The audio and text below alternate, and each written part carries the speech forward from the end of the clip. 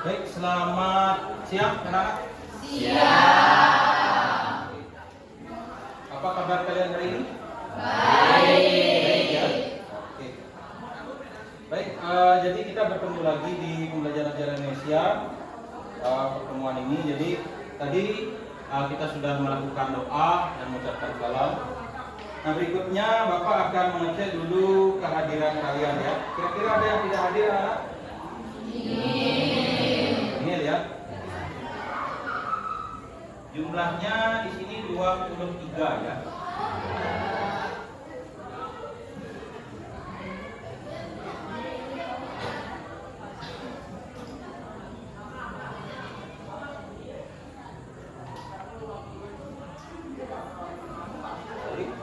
Nah, di minggu sebelumnya kita sudah mempelajari tentang bagaimana perkembangan bangsa Indonesia. Dari yang bab 1 kita mempelajari tentang disintegrasi bangsa ya.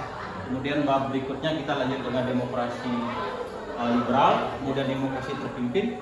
Maka hari ini kita akan mempelajari tentang sistem dan struktur politik Indonesia pada masa Orde Baru. Ya, oke. Sekarang Bapak mau menayangkan slide. Oke, itu anak-anak ya. Jadi materi kita hari ini adalah masa transisi menuju Orde Baru, yaitu tahunnya adalah dari tahun 1966 sampai 1967. Itu gambar Bapak di sana mirip nggak kira-kira ya? Mirip dikit ya? Ya mirip-miripin aja lah kalau nggak mirip ya. Oke. Nah, itu gambar siapa anak-anak yang di slide? Yang pakai kacamata? Soekarno. Yang sebelahnya? Soeharto. Oke. Berarti ada dua tokoh di sana ya. Nah, inilah yang akan kita pelajari bagaimana transisi kekuasaan atau transisi kepemimpinan dari Soekarno ke Soeharto. Oke, baik. Nah, sekarang kita masuk ke persepsi. Nah, silakan perhatikan gambar yang Bapak tayangkan. Gambar yang pertama itu gambar apa? Belum sudah ada keterangannya? Demonstrasi mahasiswa menolak kenaikan harga BBM. Nah, ini kurang lebih terjadi di bulan September bulan lalu ya, bulan September 2022. Termasuk kita kena juga imbasnya ya kalian ya. Ya. Berapa orang di sini yang bawa motor ke sekolah? Jadi mulanya harga BBM-nya berapa sebelum naik? 7.650. Sekarang 10.000. Jauh naiknya ya? Ya. Oke. Biasanya yang paling awal atau merespon terkait dengan kenaikan BBM itu adalah mahasiswa. Nah, kemudian gambar yang kiri.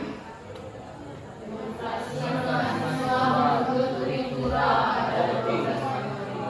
Sama juga ya, demonstrasi mahasiswa juga. Berarti demonstrasi mahasiswa ini tidak hanya terjadi baru-baru ini ya, tidak hanya terjadi baru-baru ini, tapi memang mahasiswa pemuda ini memang paling responsif terhadap apapun keadaan negeri ya. Termasuk yang kita bahas saat ini yaitu demonstrasi mahasiswa menuntut Tripura.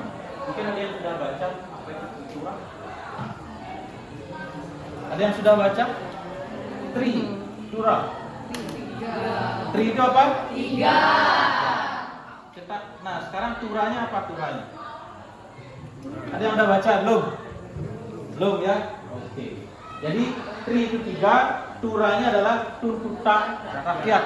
Berarti kalau digabungkan? 3 tuntutan rakyat. Oke, 3 tuntutan rakyat. Apa saja itu nanti akan kita pelajari. Nah, kira-kira ada nggak yang bisa menjelaskan apa sih hubungannya atau persamaannya dari kedua gambar tersebut? Ada yang bisa coba angkat tangan satu orang? Tadi kan sudah kita jelaskan, ada nggak persamaannya atau hubungannya? Apa kira-kira? Ayo. Ada nggak? Hubungannya adalah kedua-duanya sama-sama merupakan tindakan demonstrasi. Tadi kan sudah ya. Jadi Kedua-duanya merupakan tindakan demonstrasi dalam rangka memprotes kebijakan. Nah, setelah persepsi, jadi kalian sudah tahu apa yang akan kita pelajari. Sekarang kita ke motivasi. Nah, biasanya pelajaran sejarah itu kan identik dengan pelajaran yang membosankan, bikin ngantuk, tidak fokus, erectus, japanicus dan lain sebagainya. Nah, sekarang kita akan melakukan yel-yel. Masih ingat kan yel-yelnya? Masih.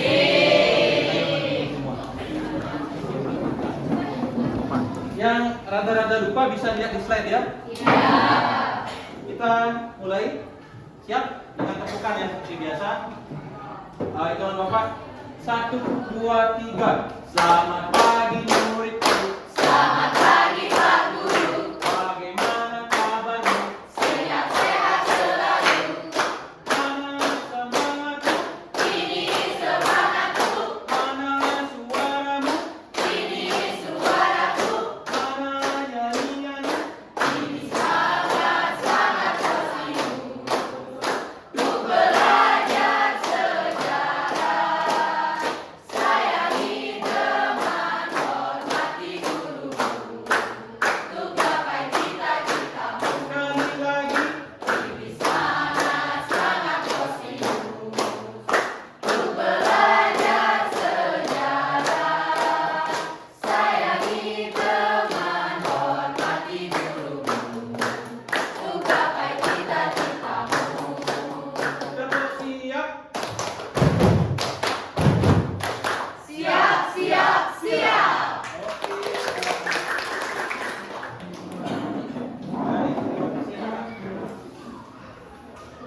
Nah, berikutnya kita akan sampai kepada tujuan pembelajaran. Jadi, untuk apa sih kita belajar hari ini? Atau apa yang mau kita lakukan, ya?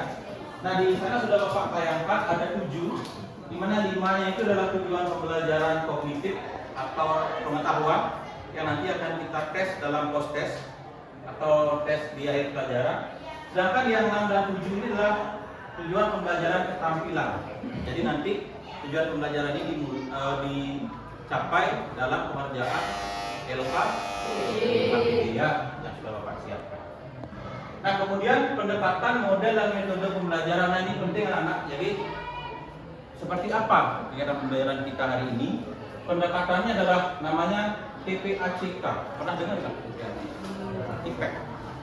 Teknologi, pedagogik, content, knowledge. Jadi gabungan dari teknologi, kita pakai laptop, pakai slide, nanti kita pakai juga krisis dan juga pakai flipbook, itu adalah teknologinya. Kemudian pedagogiknya adalah penguasaan materinya, kontennya adalah apa yang ada dalam pembelajaran dalam materi. Ya. Kemudian modelnya adalah PBL atau problem based learning.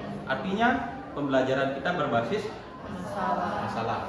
Nah, nanti permasalahan ini Bapak akan bagi menjadi 4 permasalahan yang kita bahas dan kalian akan pecahkan melalui diskusi kelompok dalam RKPD, kemudian dipresentasikan ke depan. Ya. Kemudian metodenya adalah ceramah, jadi di awal seperti ini, kemudian nanti ada diskusi kelompok, kemudian nanti ada presentasi dan tanya jawab. Paham kira-kira ya? Paham. Oke. Berikutnya kita ke orientasi masalah.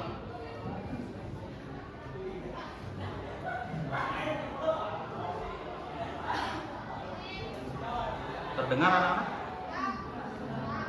Ya, bentar.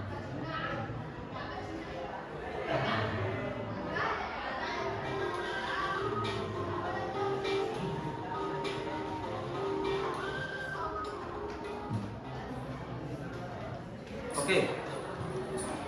Jadi ini adalah video yang menayangkan tentang bagaimana gerakan 30 September atau G30S.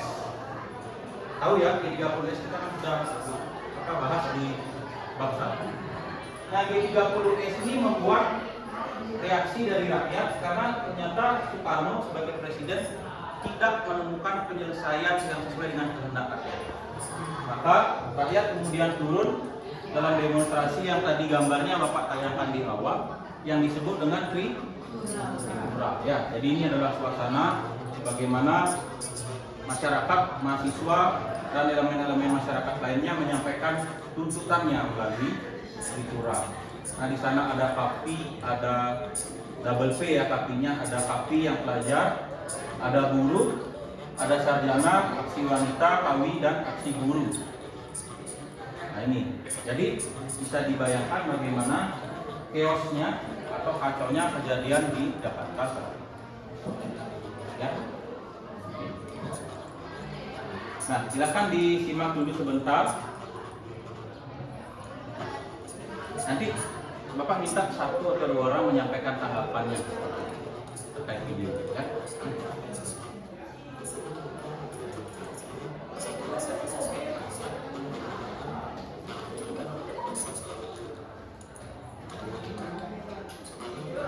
Nah, di sini Soekarno tidak mau disalahkan atas melonjaknya harga. Jadi karena ada kerusuhan itu atau ada unjuk rasa itu, harga-harga juga naik sampai 600 atau 6,5 kali lipat dari harga biasa. Ya.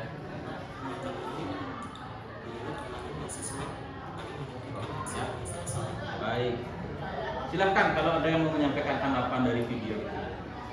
Menurut kalian, kacamata kalian, bagaimana atau apa yang sebenarnya dituntut oleh mahasiswa? Atau menurut kalian, bagaimana kalian menanggapi selaku generasi muda aksi yang dilakukan oleh mahasiswa? Menurut kalian, gimana? Gimana menurut kalian, pendapat kalian aksi yang dilakukan oleh mahasiswa dan elemen masyarakat tadi dalam demo yang kalian simak ini? Gimana? Silakan. Baik, di sini saya akan memberikan pendapat. Jadi sebelumnya perkenalkan, nama saya Putu Nafayati, nomor absen 23. Jadi peristiwa Tripura itu menurut saya terjadi karena ketidakkompetenan Presiden Soekarno dalam menghadapi suatu masalah. Misalnya dalam memecahkan masalah G30 SPKI, kemudian adanya pelonjakan harga-harga ekonomi lainnya, dan hal itulah yang membuat masyarakat dan mahasiswa ingin menyuarakan suaranya di hadapan Presiden Soekarno agar mau didengar oleh beliau.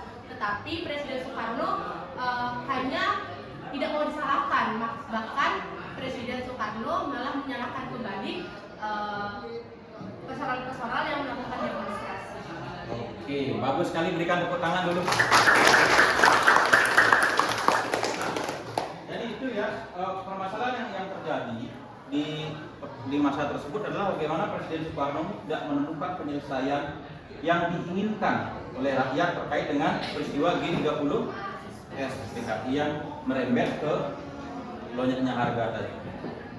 Nah, dari orientasi masalah tersebut, maka Bapak sudah rumuskan atau Bapak sudah bagi menjadi 4 permasalahan yang nanti akan kalian kerjakan di diskusi kelompok ya.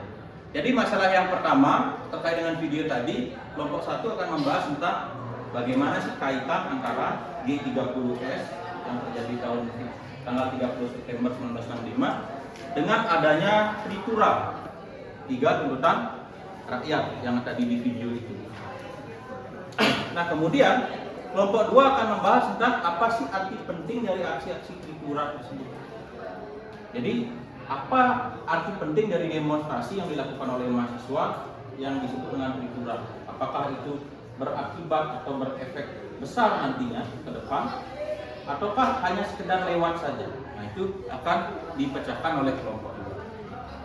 Nah, kemudian oleh kelompok 3 nanti yang akan dibahas adalah bagaimana proses lahirnya Super Semar. Ada yang sudah baca apa itu Super Semar? Apa? Surat Perintah 11 Maret. Itu salah satu tonggak sejarah yang sampai sekarang masih misteri istilahnya. Tapi kita akan coba bahas. Kemudian terakhir pasca Super Semar, nah setelah lahirnya Super Semar ini terjadi dualisme kepemimpinan nasional. Dualisme itu berarti ada 2 pemimpin dalam tanda kutip ya. Maka dari itu tadi di awal slide Bapak cantumkan fotonya ada 2 tokoh.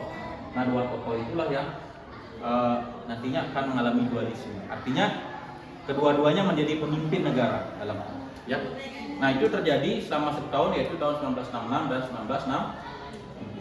Baik anak-anak, Ada pertanyaan kira-kira dari permasalahan yang Bapak sampaikan? Jelas ya? Oke, kalau sudah jelas silahkan kalian bentuk kelompok sesuai dengan yang sudah Bapak bagi. Silahkan langsung bergerak. Memberikan LKPD.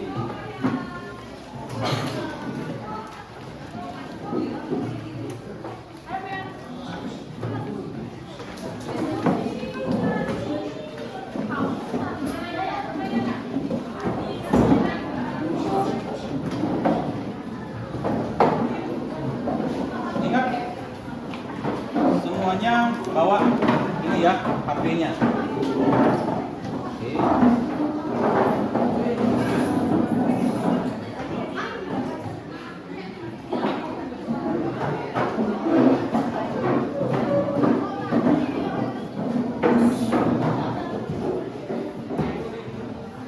Sudah? Kelompok satu mana kelompok satu? Satu. Oke. Kelompok dua? Dua di sana. Oke. Kelompok dua. Kelompok tiga? Oke, silakan. Kelompok empat.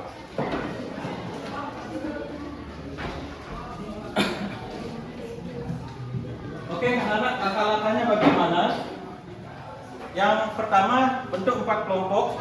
Kita sudah bentuk. Kemudian yang kedua, silahkan kalian buka sumber belajar atau bahan ajar yang sudah Bapak susun di link yang Bapak kirimkan tadi di grup kelas, flipbooknya ya. Nah, kemudian nanti kalian akan membahas atau menjawab permasalahan tersebut melalui sumber belajar yang sudah Bapak share. Nah, kemudian yang ketiga kalian akan bahas. Kemudian yang keempat, tuliskan hasil diskusinya. Jadi kalian berdiskusi dalam kelompok, ada punya pendapat atau menemukan sumber lain, silahkan ke ramu itu. Kemudian tuliskan hasilnya dalam LKPD yang sudah Bapak cantumkan ya. Oke, waktu pengerjaannya adalah 20 menit saja. Jelas kira-kira? Jelas. Oke, silakan mulai bekerja ya.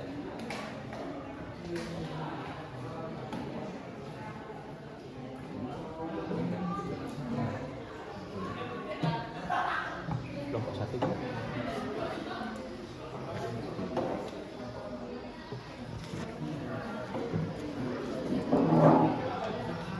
Tulis dulu nama kelompoknya, tanggal.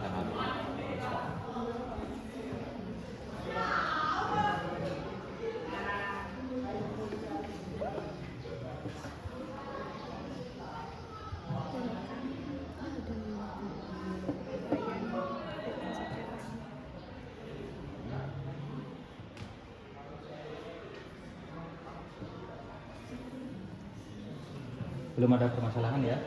Belum aman ya? Oke.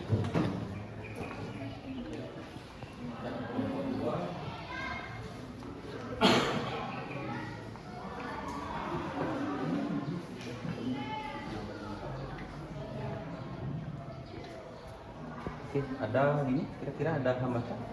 Enggak ya? Masih belum ya? Oke.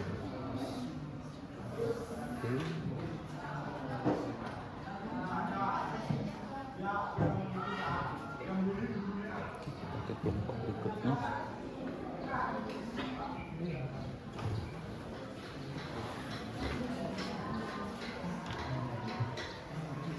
Gimana anak-anak? Ada hambatan? Enggak ya? Nanti kalau ada yang ditanyakan ambil ya.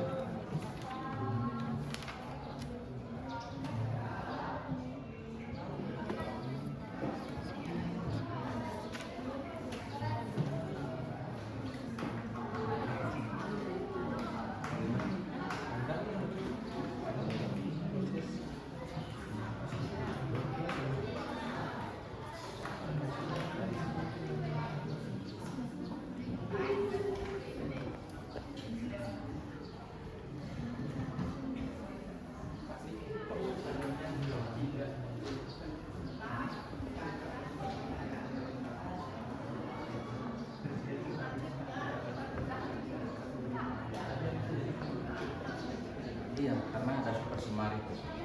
Jadi dengan super semar itu dibutuhkan super semarnya sama MPR Jadi Super Semar itu yang menjadi pelaksana pemerintahan.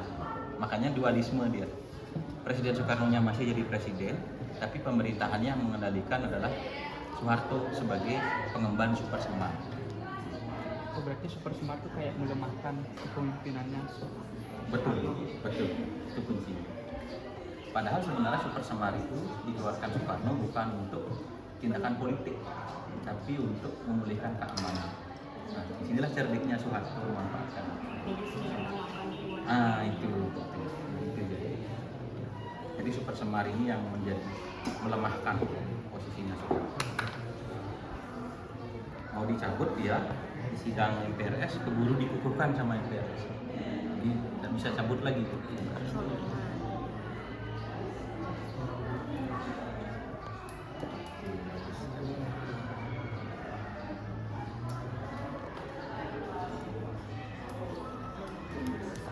Oke anak-anak, waktunya masih lama ya, baru 5 menit. Silahkan cari sumber lagi, diskusikan. Jika ada halangan bisa kalian.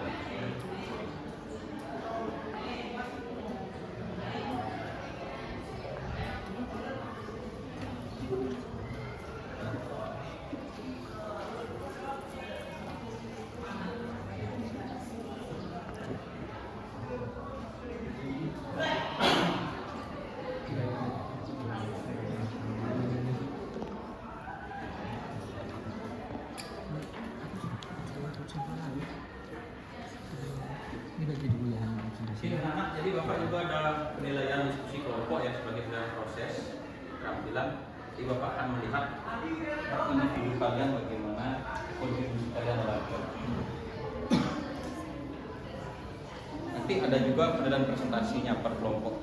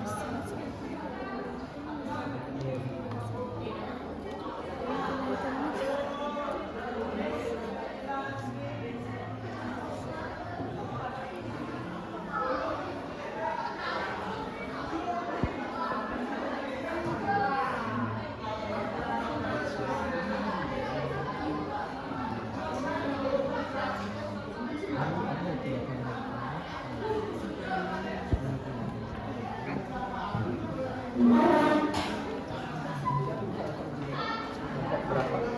Tiga. Siapa aja pertama? Ada Edian Syah,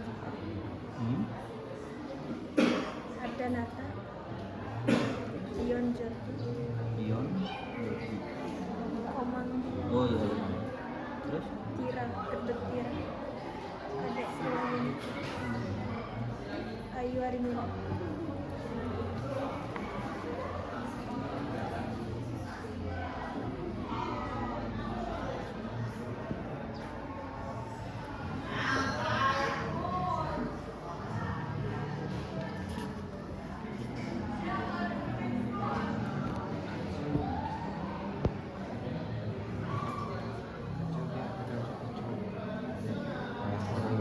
tidak cukup tadi karena kacanya itu yang disebabkan oleh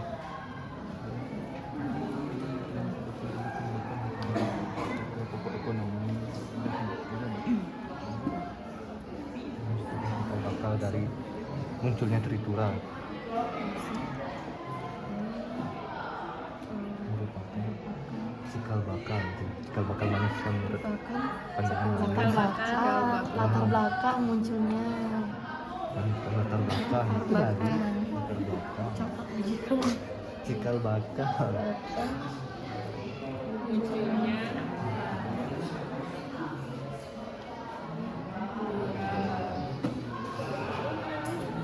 struktural baru yang punya tujuan yang pasti memiliki tujuan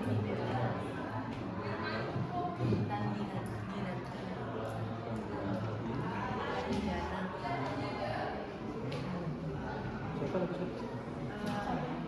Adi Pradana.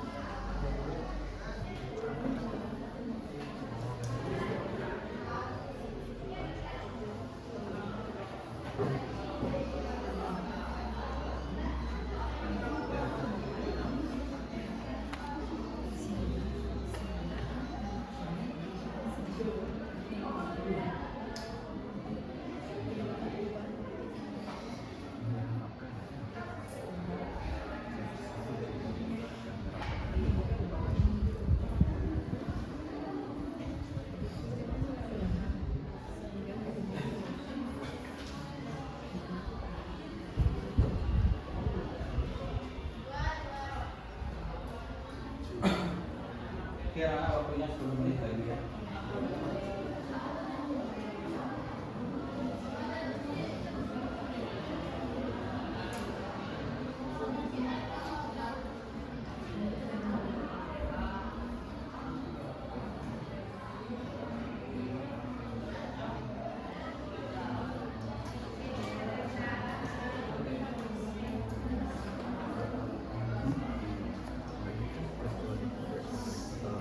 apa yang diartikan dari akun ini kan dipengaruhi oleh ketidakpuasan masyarakat kan karena kebijakan pemerintah. Mungkin peristiwa ini ada sangkut pautnya dengan pihak luar yang ingin menggantikan yang dimasukkan yang lain. Ya, dari beberapa sumber itu memang karena kita saat itu kan lebih condong ke blok timur sebenarnya. Jadi yang tidak suka tentu saja adalah saingan dari blok timur, blok barat. Maka dari beberapa buku itu ada yang menceritakan bahwa yang berada di blok itu juga kemungkinan besar dasar administrasi. Tapi kan ada 6 teori, kurang lebih 30 di sini. Saya bisa bahas ini. Jadi sampai sekarang kami sejarah itu belum sepakat siapa sebenarnya. Karena masing-masing teori itu ada sumber muatnya, ada juga bantahannya.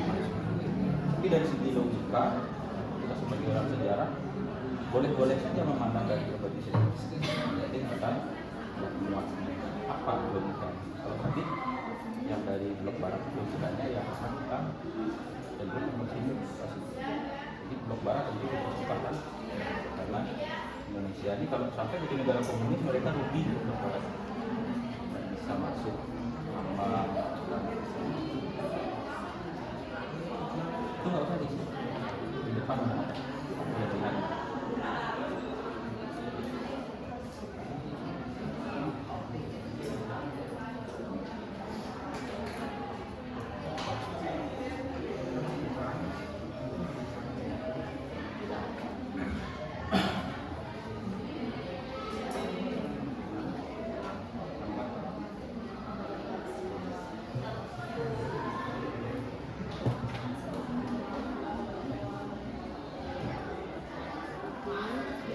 Nah, nanti siapkan juga kemungkinan ada pertanyaan dari teman ya. Nanti kan lupa akan berkenas juga di dalam pembahasan kalian.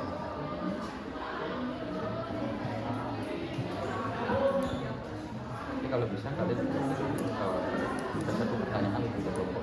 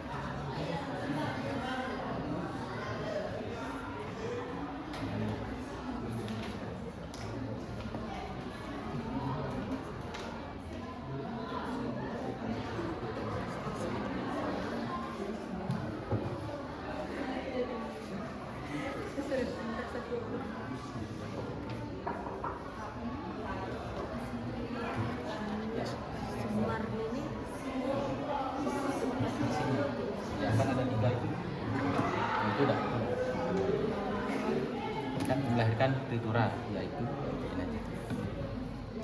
Isinya itu.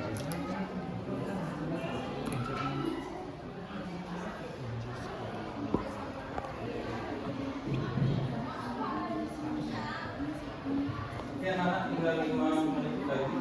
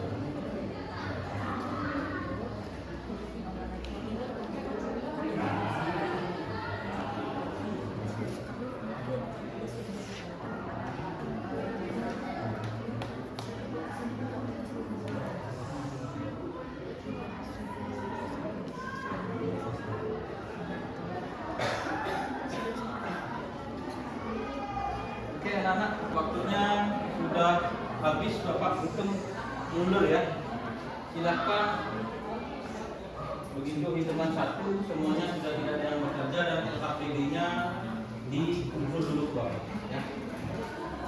Hitungan mundur 10, 9, 8, silahkan diukur 7, 6, 5, 4, 3, 2, 1. Oke, baik. Baik anak-anak, Bapak lihat kalian sudah semua mengumpulkan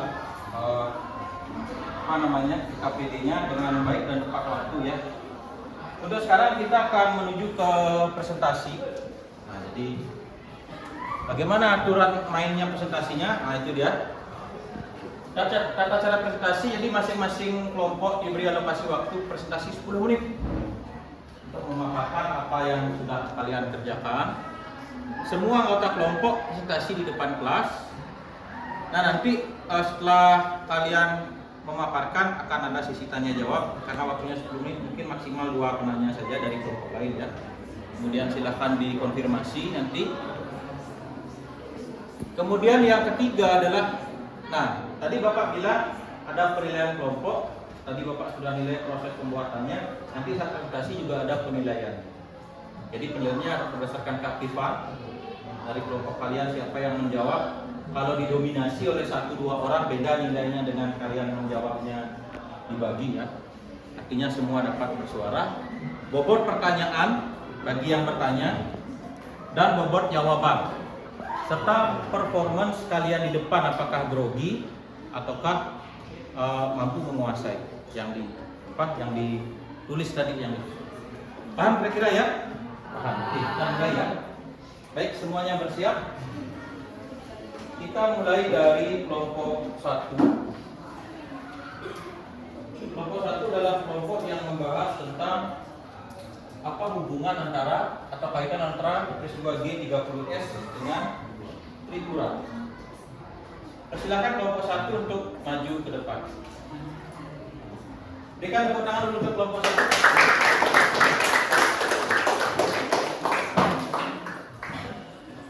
Silakan presentasikan. Yang lain silakan menyimak, waktu presentasinya 10 menit dari sekarang. Maksimal ya, maksimal. Geser ke sini aja boleh, atau tengah-tengahnya itu jangan sampai ke tengah.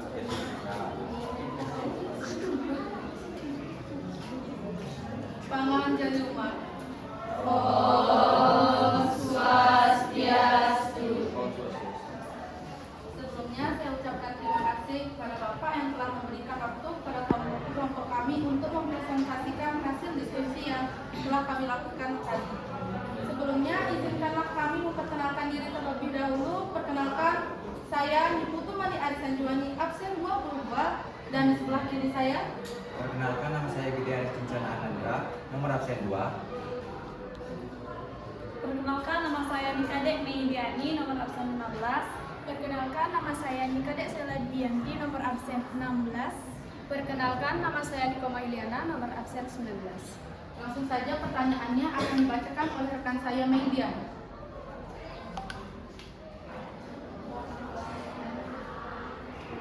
Baik, pertanyaannya 1. Munculnya Tripura pada tanggal 12 Januari 1966 tidak dapat dilepaskan dari Komisi Politik dan Ekonomi Pasca G30S 1965. Analisislah kaitan antara dua hal tersebut. Jawabannya akan dijelaskan oleh teman saya.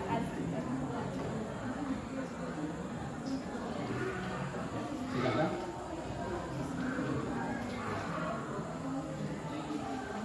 Baik, di sini saya akan menjawab pertanyaannya.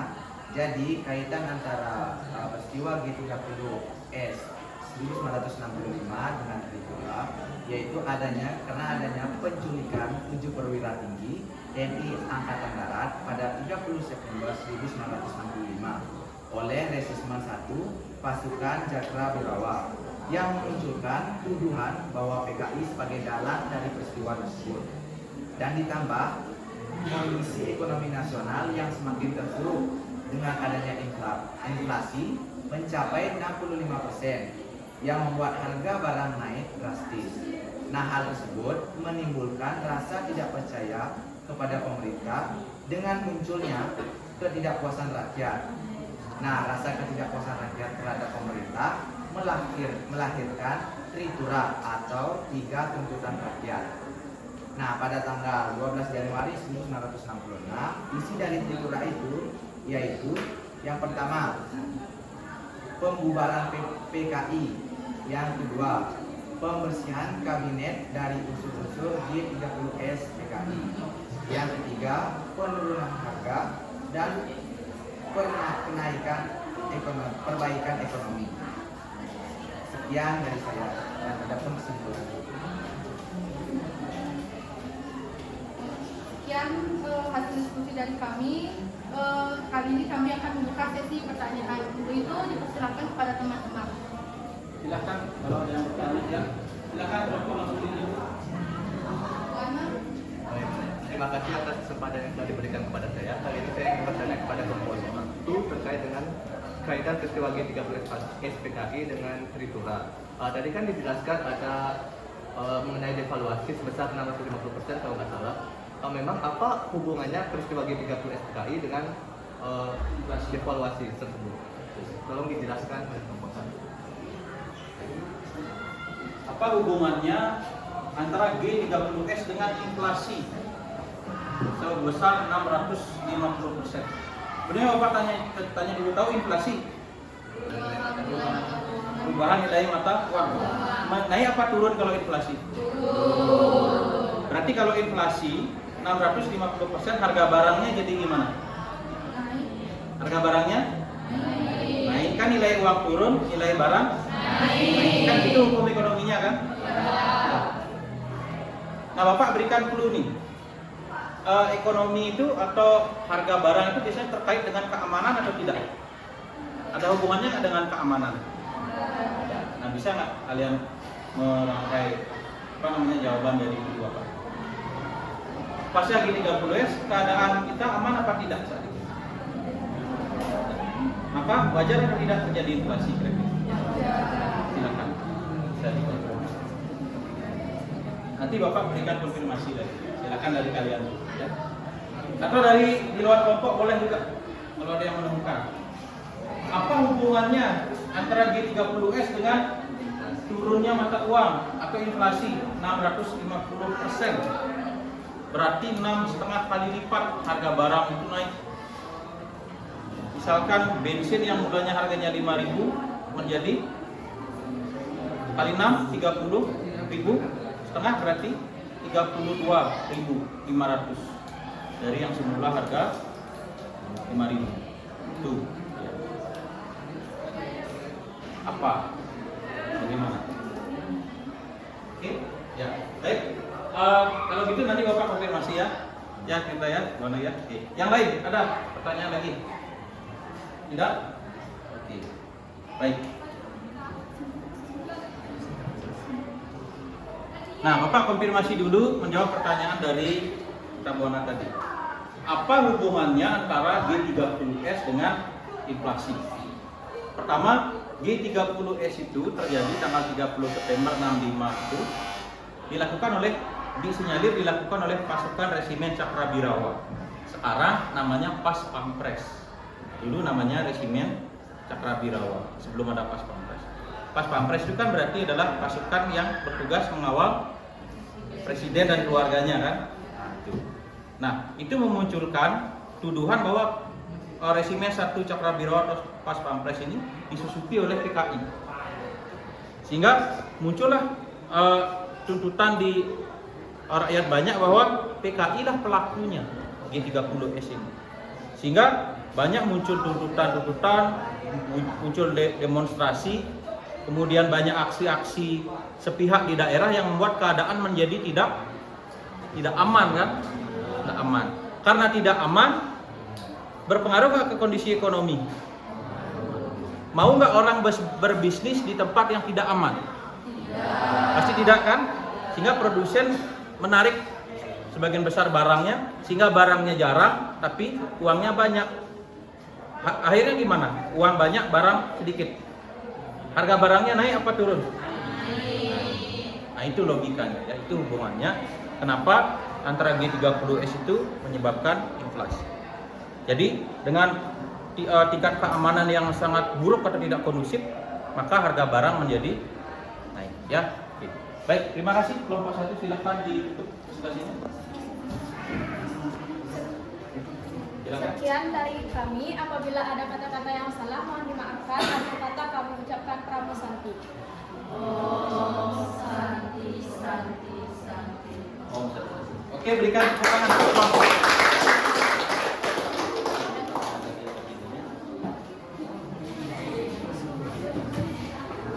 Baik, terima kasih. Anak-anak kelompok 1 sudah menyajikan dengan baik. Selanjutnya kita lanjut ke kelompok 2 yang membahas tentang arti penting dari aksi-aksi Tripura. Silakan kelompok 2. Berikan tepuk tangan.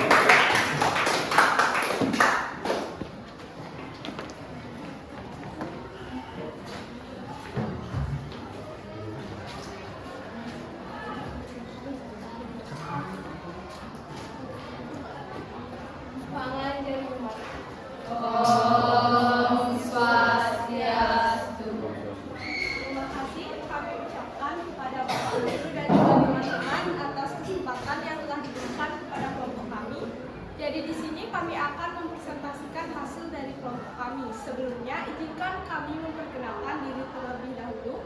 Perkenalkan, saya sendiri Dr. Eva Yani, nomor absen 18, dan bersama rekan-rekan saya. Perkenalkan, nama saya Eko Darmawana, nomor absen 5. Perkenalkan, nama saya Niputu Bintang Darajasa Samandalika, nomor absen 21. Perkenalkan, nama saya Komang Cahaya Cahaya Parmisala, nomor absen 12. Perkenalkan, nama saya Desa Mandi Purnianingsih, nomor absen 1. Perkenalkan, nama saya Nimani Indah Kusuma Dewi, nomor absen 24. Baik, di sini kami akan mempresentasikan tentang arti penting dari aksi-aksi Tritura yang akan dijelaskan oleh rekan saya, Tirta Buana. Baik, jadi kami kelompok 2 bertugas untuk menjelaskan arti penting dari aksi-aksi Tritura. Jadi, jawaban kami ini juga berkaitan dengan kelompok 1, yaitu tentang peristiwa G30S PKI. Pasca peristiwa G30S pada tahun 1965, keadaan politik dan keamanan negara menjadi kacau. Keadaan perekonomian semakin buruk, di mana inflasi mencapai 650%. Sedangkan upaya pemerintah melakukan devaluasi rupiah dan kenaikan menyebabkan timbulnya keresahan masyarakat. Pada tanggal 12 Januari 1966, yang dipelopori oleh kami dan KPPI, Kesatuan-Kesatuan Aksi yang tergabung dalam Front Pancasila, mendatangi DPR GR mengajukan 3 buah tuntutan, yaitu yang pertama, pembubaran PKI, yang kedua, pembersihan kabinet dari unsur-unsur G30S PKI, dan yang ketiga adalah penurunan harga dan perbaikan ekonomi. Selanjutnya, arti pentingnya akan dijelaskan oleh rekan saya. Jadi, arti penting Tritura menunjukkan kekuatan berbagai elemen rakyat dalam mengkritik kebijakan pemerintah Orde Lama. Memiliki peranan yang sangat besar bagi perubahan politik yang melahirkan Super Semar. Selanjutnya, kesimpulan akan dibacakan oleh rekan saya. Baik, dari semua penjabaran yang telah disampaikan oleh rekan-rekan saya dapat ditarik kesimpulan, yaitu akibat dari peristiwa G30S PKI pada tahun 1965 menimbulkan keresahan terhadap masyarakat maupun mahasiswa, sehingga memicu mereka untuk melakukan aksi demonstrasi yang merupakan latar belakang dari munculnya Tritura, yang dimana Tritura ini memiliki arti penting atau tujuan, yaitu untuk menolak dan mengkritik kebijakan-kebijakan pemerintah Orde Lama, sehingga nantinya diharapkan mampu membawa perubahan. Baik, sekian yang bisa kami sampaikan, dan kami buka sesi tanya jawab. Oke, silakan dari kelompok 2. Ada tadi yang belum disampaikan nggak kira-kira? Yang dibahas tentang Tritura. Oke, silakan. Kelompok 7. Silakan. Baik, terima kasih atas kesempatannya. Saya ingin bertanya terkait materi yang telah disampaikan tadi. Setelah para mahasiswa tersebut melakukan aksi Tritura tersebut, bagaimana tanggapan atau reaksi dari pemerintah terkait hal tersebut? Reaksinya bagaimana? Ditampung dulu boleh? Ada yang lain lagi?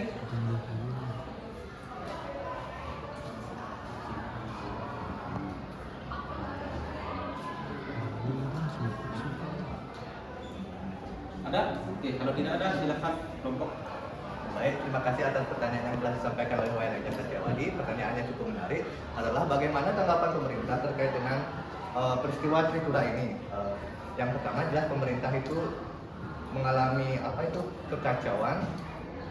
Seperti telah disampaikan tadi, Soekarno sebagai pemimpin negara itu tidak mengakui kesalahannya dalam memimpin negara, yang menyebabkan berbagai kekacauan seperti pemberontakan G30S PKI, juga dengan inflasi yang menyebabkan naiknya harga barang.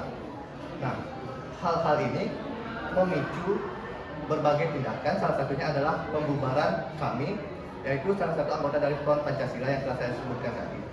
Baik, itu saja yang dapat saya sampaikan. Mungkin teman saya ada yang mau menambahkan. Silakan, gimana? Puas dengan jawabannya? Cukup puas. Oke, baik. Ada lagi yang bertanya untuk kelompok 2? Tidak? Oke. Jadi jawaban dari kelompok 2 sudah cukup bagus ya, sudah mengena. Dari pertanyaan tadi, apa sih respon pemerintah terhadap Tritura ini atau 3 tuntutan rakyat? Jadi responnya pemerintah malah tidak memenuhi satupun isi tritura tersebut. Yang pertama isi trituranya apa? Pembubaran PKI. Tidak direspon oleh Soekarno karena Soekarno tidak yakin pelaku G30S itu adalah PKI. Jadi dia belum yakin karena belum terbukti. Yang kedua, ya, pembersihan kabinet dari unsur-unsur G30S sama dengan yang pertama. Karena pelakunya belum tentu PKI dan orang-orang PKI yang duduk di pemerintahan atau di kabinet itulah pendukungnya Soekarno. Jadi yang membuat posisi politik Soekarno itu kuat adalah orang-orang PKI juga. Maka kalau dia menyingkirkan PKI dalam kabinet berarti bagaimana? Soekarno akan memperlemah posisinya sendiri kan dalam kabinet. Yang ketiga apa isinya? Ya, turunkan harga dan perbaikan ekonomi. Saat itu pemerintah melakukan sunering atau devaluasi. Jadi penurunan nilai mata uang. Misalkan dari yang 100 dijadikan 1000. Tapi itu tidak banyak menolong perekonomian yang sudah kadung rusak. Ya, itu ya. Jadi ada dua tindakan yang dilakukan. Yang pertama adalah membubarkan kami tadi sebagai salah satu anggota Front Pancasila yang mengeluarkan tritura, jadi yang paling protak. Yang kedua adalah melakukan devaluasi atau penurunan nilai mata uang. Oke, karena tidak ada yang bertanya, terima kasih kepada kelompok 2. Silakan ditutup presentasi. Sekian dari kelompok kami. Terima kasih atas kesempatan yang diberikan. Kami tutup untuk beramah santi. Om Santi. Oke, berikan aplaus.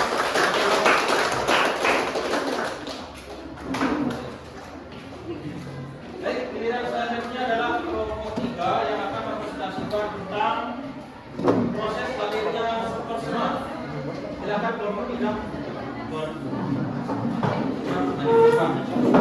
Berikan tepuk tangan untuk kelompok 3.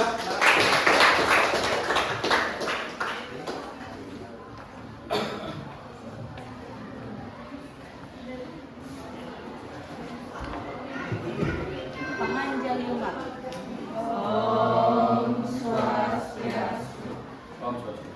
Baik, terima kasih atas waktu yang telah diberikan Bapak kepada kami. Di sini kami akan mempresentasikan hasil diskusi dari kelompok kami. Pertama-tama, perkenalkan nama saya KDG Demesan kita, nomor absen 10. Perkenalkan, nama saya Eko Madiun Jordiatnyana, nomor absen 6. Perkenalkan, nama saya Niputu Ayu Ari Miraningrum, nomor absen 20. Perkenalkan, nama saya Nikade Sri Wahyuni, nomor absen 17. Perkenalkan, nama saya Imadi Aganata, nomor absen 7.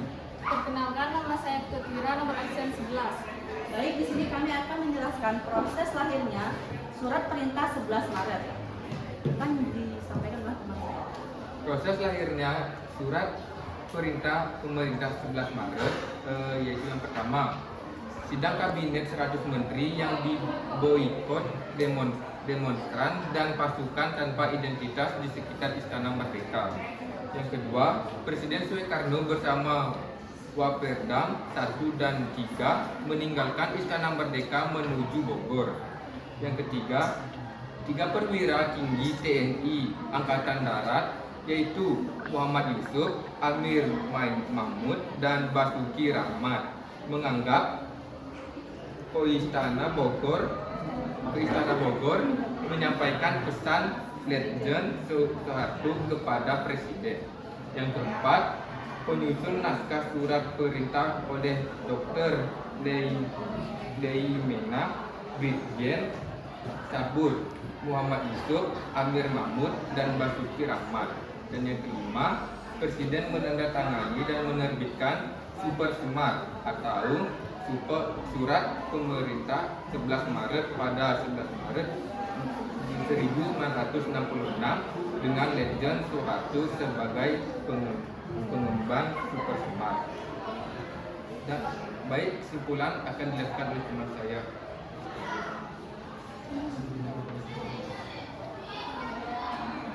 Kesimpulan dari diskusi kami yaitu Super Semar memang peristiwa yang bersejarah. Ada yang menyebutnya sebagai tonggak sejarah Orde Baru. Presiden Soeharto sendiri menyebutnya awal perjuangan Orde Baru. Isi dari surat perintah 11 Maret yaitu untuk memberikan mandat kepada Letnan Jenderal Soeharto selaku Panglima Komando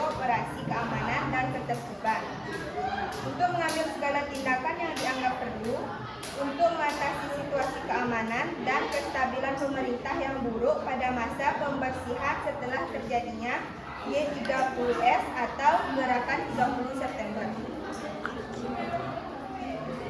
Baik, sekian dari kami. Kami buka sesi tanya jawab. Silakan yang mau bertanya tentang super smart. Ini paling menarik di bab ini. Super smart. Oke, silakan.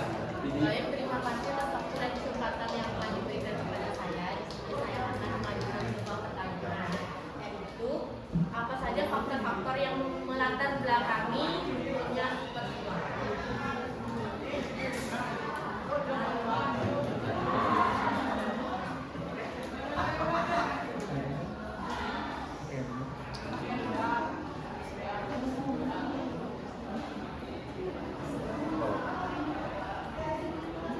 Apa saja faktor-faktor yang melatar belakangi lahirnya super smart?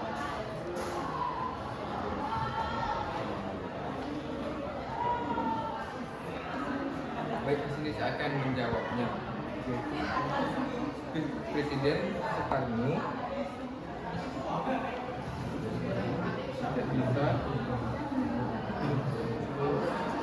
tidak bisa menggantikan. Oke, bisa? Oke, yang lain dulu sambil menunggu kelompok di depan. Apa sih faktor-faktor yang menyebabkan lahirnya super smart ini? Tadi kelompok di depan menjelaskan prosesnya. Dari yang pertama ada sidang kabinet 100 menteri, ada pasukan, sehingga sidangnya lebih cepat berakhir. Presiden Soekarno langsung meluncur ke Istana Bogor dari Istana Merdeka Jakarta. Padahal sidangnya belum selesai. Ya. Terus setelah ke Bogor, adalah tiga perwira yang menghadap putusan Soeharto. Siapa tadi? Amir Mahmud, Basuki Rahmat, Muhammad Yusuf atau Edi Yusuf. 3 orang ini membawa misi dari Soeharto bahwa Soeharto siap memulihkan keamanan kalau Presiden Soekarno bersedia mengeluarkan surat perintah kepada Soeharto. Nah, setelah dirundingkan, akhirnya setujulah Presiden Soekarno mengeluarkan surat perintah yang namanya Surat Perintah 11 Maret, karena dikeluarkan tanggal 11 Maret 1960. Berarti apa faktor yang menyebabkan dari uraian tadi? Presiden Soekarno tidak mampu mengendalikan keadaan, kan? Tidak mampu mengendalikan stabilitas keamanan, sehingga beliau menugaskan kepada Soeharto dalam surat perintah 11. Itu ya. Oke. Silakan, ada yang bertanya lagi? Ada? Tidak? Oke, kalau tidak silakan di diskusi. Sekian presentasi dari kelompok kami. Akhir kata kami ucapkan Om Santi. Om Santi, Santi, Santi. Om Santi. Oke, berikan tepuk tangan.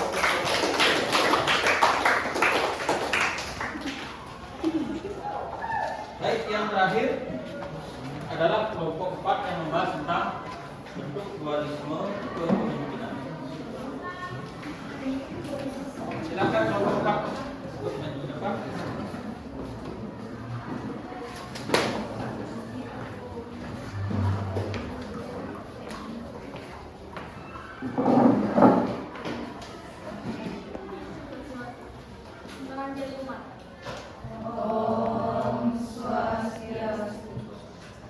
Terima kasih atas kesempatan yang telah diberikan kepada kelompok kami. Di sini kami akan mempresentasikan mengenai hasil diskusi yang telah kelompok kami lakukan. Sebelum kami mempresentasikannya, terlebih dahulu perkenalkan, nama saya Nikada Irina Putri, nomor absen 13 di sebelah saya. Perkenalkan, nama saya Diputu Novayanti, nomor absen 23. Selanjutnya, Perkenalkan, nama saya Nikada Didi Bella Trisna, nomor absen 14.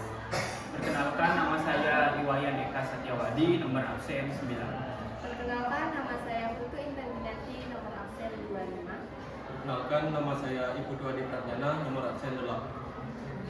Baik, jadi kelompok kami akan memaparkan materi mengenai bentuk dualisme kepemimpinan nasional yang akan dibacakan oleh rekan saya Novayanti.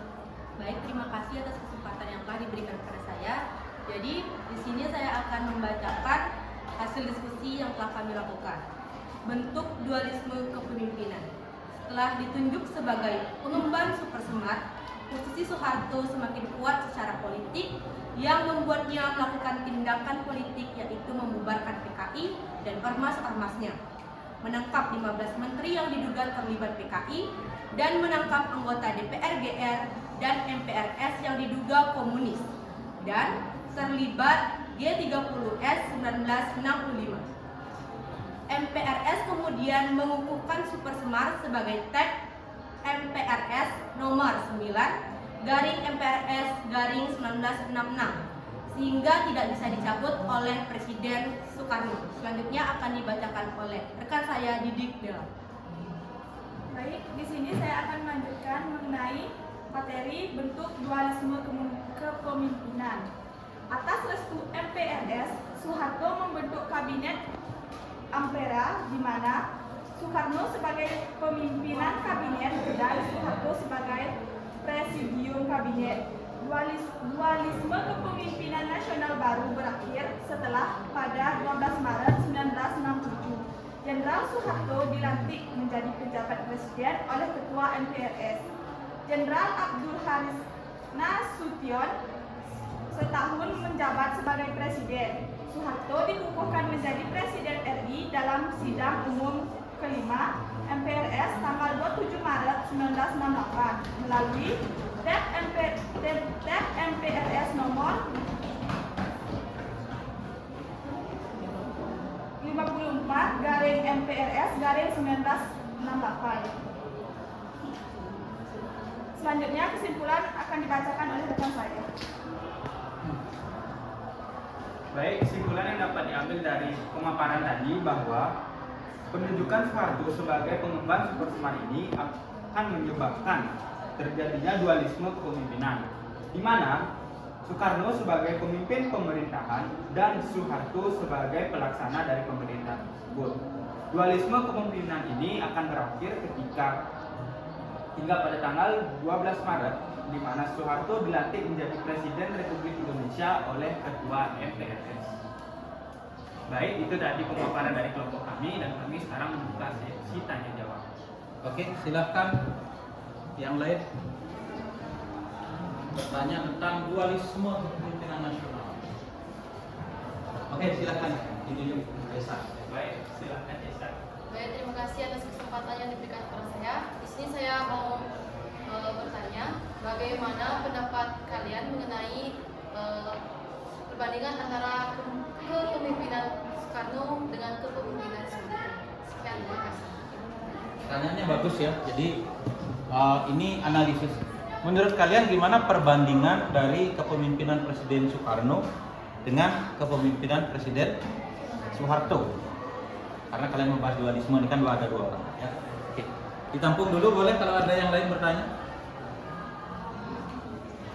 Gimana? Ada nggak yang lain? Tidak? Oke, kalau tidak silahkan coba dijawab oleh kelompok depan. Yang lain juga ikut berpikir ya, gimana?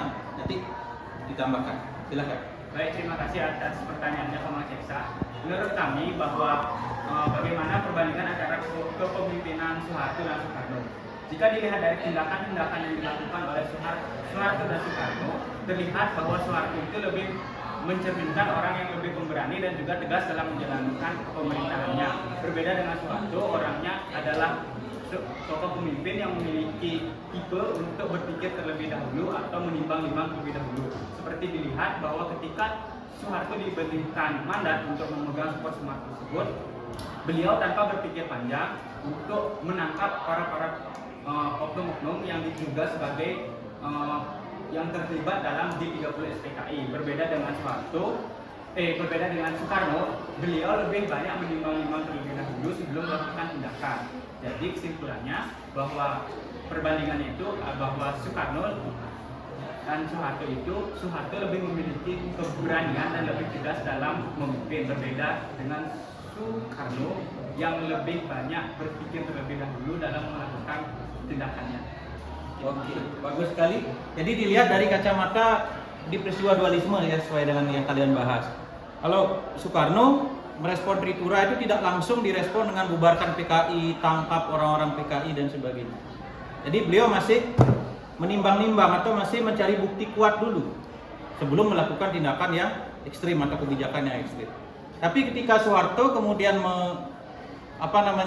mengambil alih kewenangan melalui Super Semar, begitu malam harinya diberikan Super Semar, pagi harinya, jadi jam 3 dini hari, Soeharto langsung sudah memutuskan untuk membubarkan PKI. Jadi secepat itu, belum 24 jam dari sejak dia menerima surat, berselang 2-3 jam sudah mengambil keputusan politik. Padahal Super Semar itu isinya bukan untuk kewenangan politik, tapi memulihkan keamanan. Nah, di sanalah Soeharto itu bertindak cerdik. Nah, ketika nantinya Super Semar itu mau dicabut oleh Soekarno, disahkan duluan di MPRS. Di MPR kalau sekarang, dulu MPRS namanya karena sementara. Maka secara hukum presiden tidak bisa lagi mencabut Super Semar itu. Jadi Super Semar itu berlaku terus-menerus. Nah, dari sanalah kemudian Soeharto perlahan-lahan mengambil alih kekuasaan Presiden Soekarno. Jadi bagaimana perbandingannya antara Soekarno dengan Soeharto kalau dilihat dari dualisme kepemimpinan dari materi ini betul seperti yang dijelaskan tadi. Tapi kalau dilihat secara umum, perbedaannya adalah Presiden Soekarno itu beliau memiliki ide-ide yang istilahnya unik dibandingkan dengan Presiden Soeharto. Jadi Presiden Soekarno itu punya ide Nasakom, punya ide-ide seperti kerakyatan. Jadi beliau ini terkenal sebagai orator atau orang yang memberikan pidato itu bisa menyihir kalau Presiden Soekarno. Jadi kalau beliau masih pidato itu kita bengong lihat. Tapi kalau Soeharto lebih kepada beliau mengikuti prosedur yang sudah disusun. Bagaimana memperbaiki kondisi ekonomi, membangun. Jadi pidatonya tidak terlalu meletup-letup karena beliau adalah orang Jawa, jadi pidatonya halus. Kalau kalian nanti nonton perbandingan pidatonya itu kelihatan sekali gitu, ya. Oke, baik, itu kira-kira yang bisa Bapak bantu kelompok di depan yang sudah bagus sekali. Silahkan, kalau tidak ada yang bertanya silahkan ditutup ya, karena waktu kita sudah habis ini. Baik, sekian dari presentasi yang dapat kami sampaikan. Akhir kata kami akhiri dengan parangisan. Baik, berikan tepuk tangan. Oke. Baik, anak-anak, kalian sudah melakukan presentasi semuanya dan juga sudah Bapak nilai performanya. Sekarang kita akan menuju kepada konfirmasi pengamatan. Nah, ini adalah jawaban atau penjelasan dari permasalahan yang sudah kalian tadi presentasikan. Bapak melakukan konfirmasi. Nah, kita mulai dari yang pertama ya. Apa sih kaitan antara G30S 1965 dengan aksi-aksi kultural? Nah, seperti yang kita pelajari di bab 1 kemarin, bahwa G30S itu yang dimaksud G30S adalah penculikan dan pembunuhan 7 perwira tinggi atau 7 jenderal TNI AD yang dilakukan oleh Resimen 1 pasukan Cakrabirawa Lepas Pampres tadi. Nah, Resimen 1 Cakrabirawa ini disinyalir atau dituduh dia adalah dipengaruhi oleh PKI, sehingga memunculkan tuduhan bahwa PKI adalah dalangnya. Jadi PKI dalangnya, Cakrabirawa ini pelakunya yang melakukan, tapi yang dalangnya adalah PKI. Nah, sehingga tuduhan PKI sebagai dalang tersebut memunculkan protes dari rakyat, sehingga kondisi keamanan nasional di seluruh Indonesia ini tidak kondusif. Termasuk di Bali, anak-anak. Di Bali itu pasca G30S banyak sekali orang Bali yang dibunuh karena dituduh terlibat PKI. Ya. Jadi 80.000 orang Bali meninggal di tahun 65 sampai 67 karena dituduh sebagai. Kalau kalian punya kakek atau punya istilahnya senior di rumah atau di kampung, bisa tanya yang masih hidup tahun 65, mungkin dia masih muda atau masih kecil, pasti menyaksikan bagaimana orang-orang di desa itu saling membunuh karena dituduh PKI. Kalau tidak mau bunuh, misalkan dia punya kakak dituduh PKI, dia disuruh bunuh oleh pemimpin ini, bunuh kakakmu, dia PKI. Kalau dia tidak mau bunuh, dia juga akan dibunuh oleh PKI. Nah, seperti itu, ya. Nah, konten gimana bisa kalian dapatkan itu ada di bahan ajar Bapak yang bagian pertama. Itu Bapak sudah jelaskan di sana. Nah, kondisi ekonomi kita juga terpuruk dengan inflasi 650% tadi yang Bapak bilang.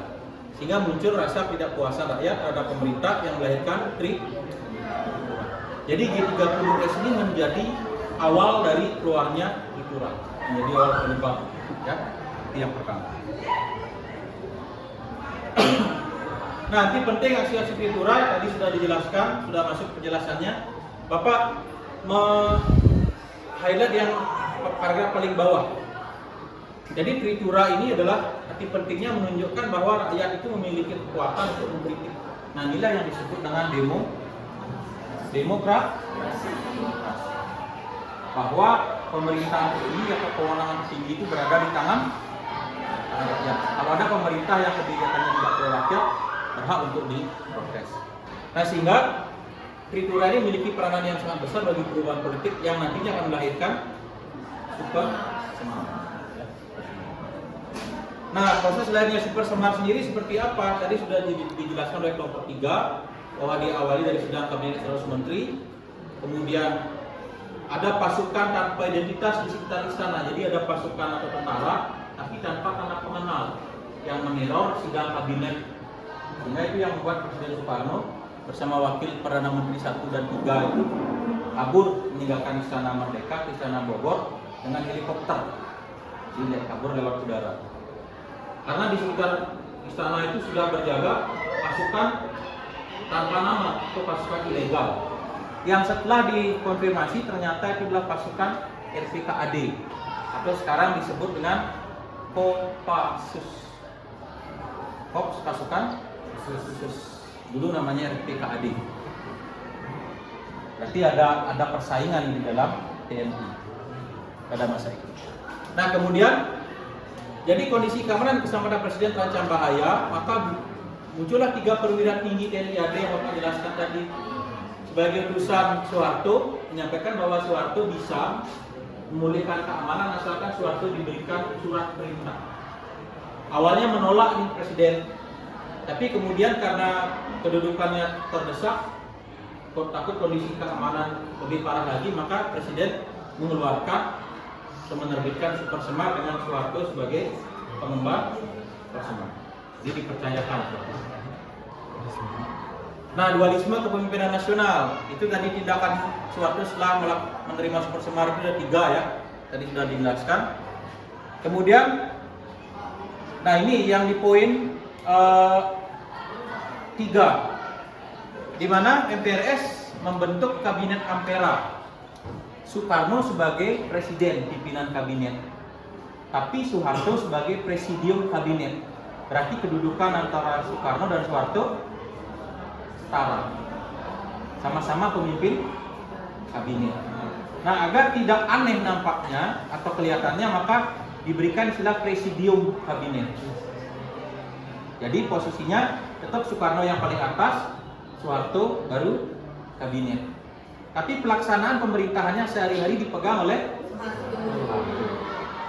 Sehingga ada dua pimpinan, yang satunya Soekarno sebagai presiden, yang satunya Soeharto sebagai presidium kabinet yang menjalankan pemerintahan. Nah, itu baru berakhir setelah Soekarno bersedia menandatangani dokumen pengunduran diri tanggal 22 Februari, dibacakan pengunduran dirinya 22 Februari 67. 12 Maret 67, sebulan setelahnya Soeharto dilantik menjadi pejabat presiden. Jadi di tahun 67 inilah kemudian terjadi perpindahan kekuasaan dari Soekarno ke Soeharto. Oke, itu kira-kira yang bisa Bapak konfirmasi. Ada pertanyaan? Tidak? Jelas ya? Oke, kalau sudah jelas, ada yang bisa memberikan kesimpulan dari materi yang kita pelajari hari ini? Ayo, siapa yang bisa memberikan kesimpulan? Apa yang bisa kalian dapatkan dari pembelajaran hari ini? Apa kesimpulannya? Ayo, silakan. Berikan kesimpulan. Kalau kesimpulan menurut saya dari pembelajaran hari ini mengenai materi Orde Baru ini, semuanya ini diawali dari yang G30 SPKI kemudian memberikan tindakan-tindakan terkait respon dari peristiwa tersebut untuk memulihkan keadaan Indonesia sendiri. Oke, bagus sekali. Berikan tepuk tangan dulu. Ada yang bisa melengkapi secara garis besar apa yang bisa kita simpulkan? Dari tadi yang pertama kita belajar tentang G30 yes. Kaitannya dengan tritura. Kemudian yang kedua, arti penting tritura. Terus yang ketiga, lahirnya supersemar, ada hubungannya juga dengan tritura. Terus yang keempat tadi, dualisme kepemimpinan nasional. Apa yang bisa kita simpulkan dari pembelajaran ini? Ayo, tadi ini sudah menyampaikan bahwa lahirnya Supersemar ini adalah sebagai tonggak penting bagi perkembangan sejarah bangsa. Tadinya di Orde Lama ada G30S, kemudian kondisi keamanan kita memburuk, kondisi ekonomi memburuk, untuk menyelamatkan maka lahirlah Supersemar. Tapi dengan lahirnya Supersemar itu justru terjadi suksesi atau perpindahan kekuasaan, karena Supersemar dimanfaatkan untuk tindakan politik, sehingga adalah di sana friksi berupa dualisme kepemimpinan tadi, yang pada akhirnya melengsarkan kedudukan Soekarno sebagai presiden dan memuluskan jalan Soeharto sebagai presiden. Ya, jadi itu kesimpulan yang kita dapat bahwa peristiwa G30S itu menyebabkan kondisi keamanan kita buruk, kondisi ekonominya buruk, maka Soeharto mengajukan diri pada Presiden Soekarno untuk menyelamatkan keadaan. Dibuatkanlah berupa surat perintah yang diberi nama Surat Perintah 11 karena ada tritura tadi. Nah, setelah Supersemar itu digunakan untuk langkah politik, kemudian itu yang membuat kedudukan Presiden Soekarno lengser sebagai presiden. Kemudian naiklah Soeharto sebagai presiden. Ya, itu ya. Baik. Nah, dari penyampaian presentasi tadi, nah Bapak sudah memilih kelompok terbaik di antara semua ya. Dari segi performa, kemudian bagaimana kalian menyajikan di depan, terus bagaimana kalian merespon pertanyaan dari teman.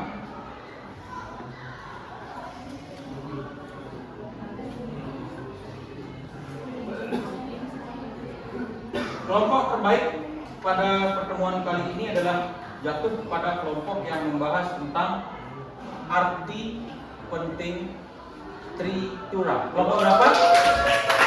Kelompok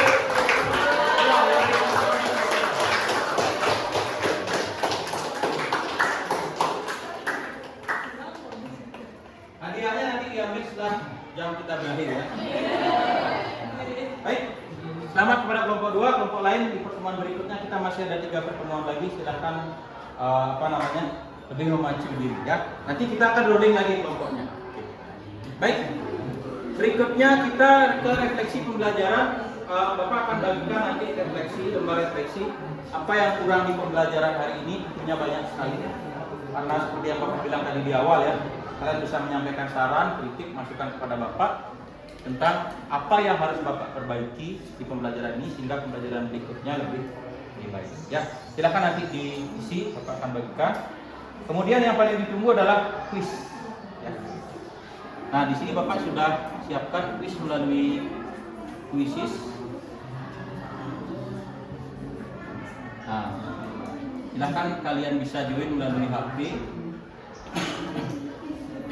Nah, itu kodenya. Masukkan nama pendek aja di depan, underscore nomor absen. Ya. Nama underscore nomor absen.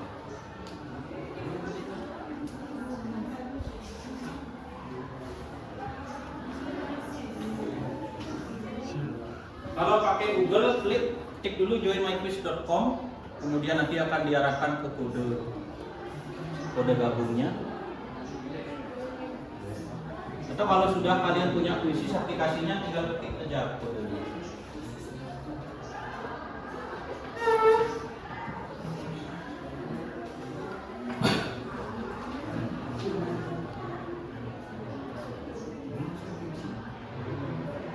Belum ada yang bergabung? Silakan segera anak. Waktu kita lagi. Loading ya? Udah singkat. Nah.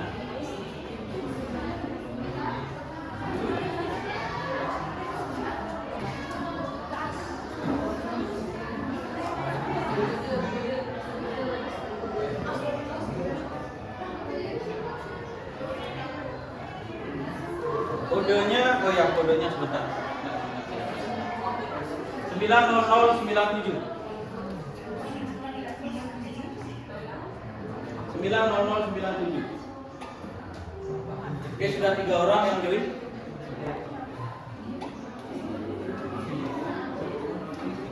Sembilan nol nol nol 9.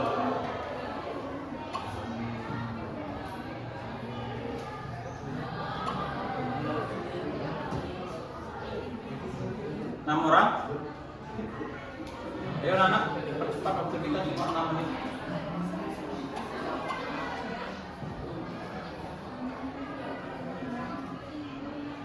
Sembilan orang.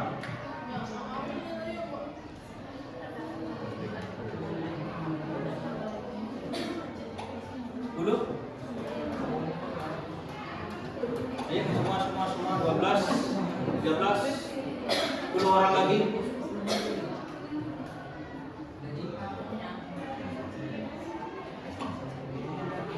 9 lagi 19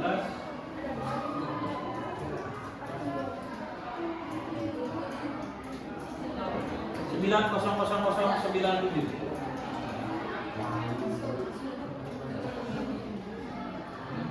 Ayo, masih ada yang belum? 8 orang lagi 16, 7 orang 17, 5 orang lagi 6 orang ya 6 orang lagi 5 orang 23. Ayo yang belum?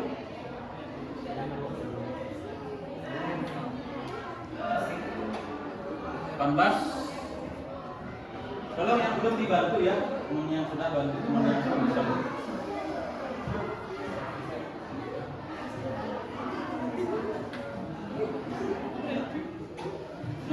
Oke, lagi 4.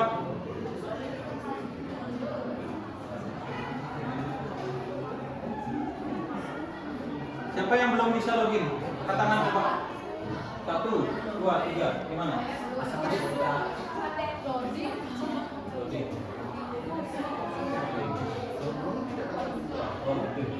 Oke, nanti yang belum bisa usul ya. Berikutnya biar kita tidak lama. Oke.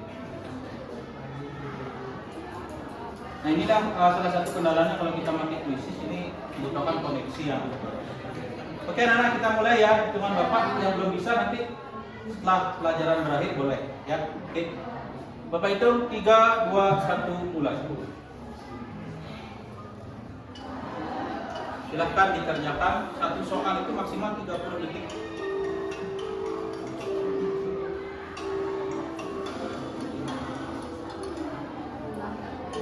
Silahkan mulai dijawab.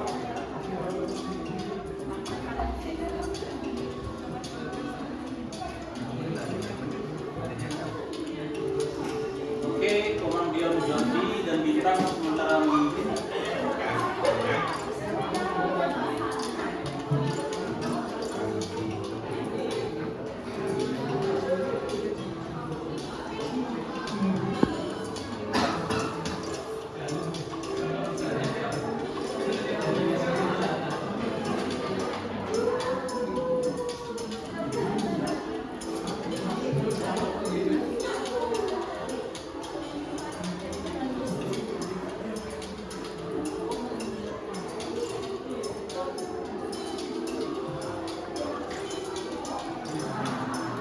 Oke, Dion masih memimpin.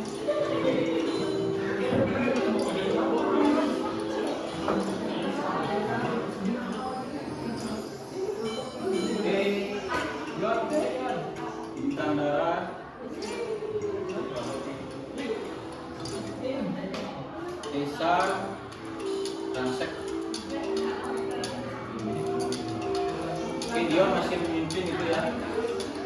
Benar 4, berarti benar 4.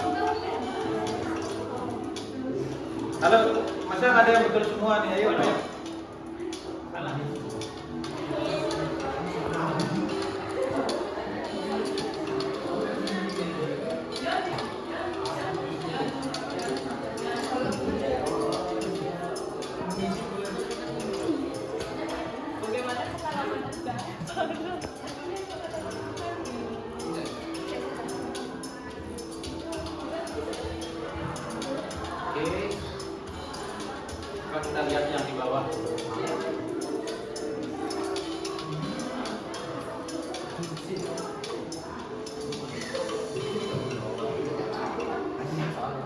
yang masih ini nih tolong segera ya, yang di bawah-bawah. Ini gini ya, putus ya? Keluar. Oh, keluar.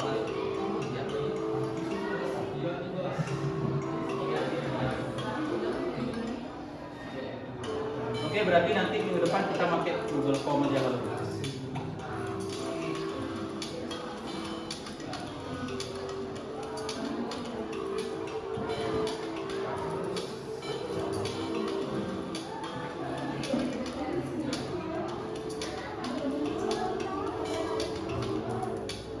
Ada Nata, Tirta masih bisa?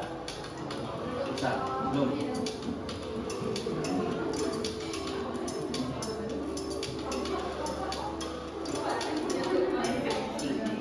Biasa mandi punya sih.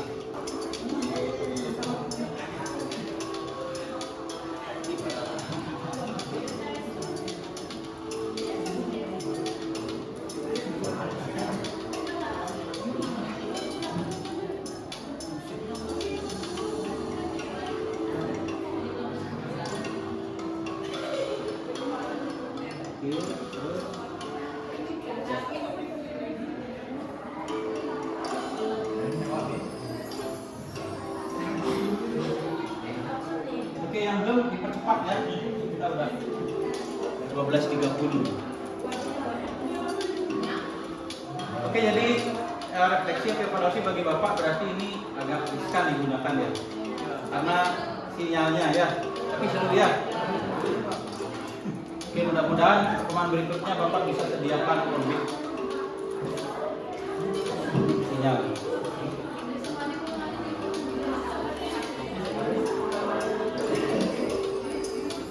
Egidia, ada Egidia masih bisa? Mana Egidia? Masih, ayo dipercepat ya.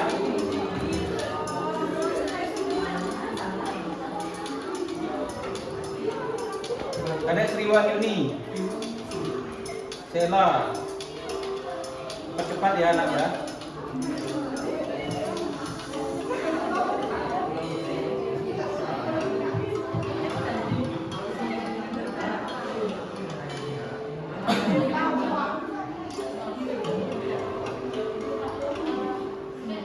Oke, waktunya Bapak hitung mundur. 10, 9, 8, 7, 6, 5, 4, 3, 2, 1. Terakhir ya. Oke, waktunya habis. Kita lihat siapa yang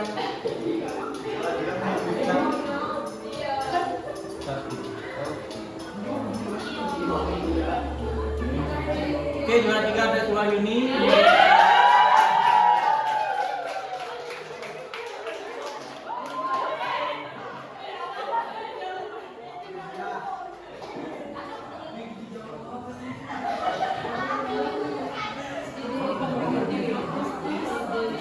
Baik, anak-anak, terima kasih sudah mengikuti kuisnya dengan baik. Nah, nanti hasil kuisnya ini akan berdoa